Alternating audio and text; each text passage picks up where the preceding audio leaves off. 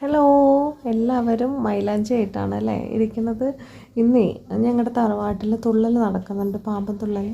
അപ്പോൾ അതിൻ്റെ ഇടയ്ക്ക് വെച്ചിട്ട് പ്രോഗ്രാംസ് ഉണ്ട്. അതായത് ഒരു കളം വരച്ച് അത് കഴിഞ്ഞ് നെക്സ്റ്റ് കളത്തിൻ്റെ ആ ഒരു ബ്രേക്കിൽ കുടുംബത്തിലുള്ള ആൾക്കാരുടെ ഓരോ ദിവസം ഓരോരുത്തരുടെ പ്രോഗ്രാം അങ്ങനെയാണ്.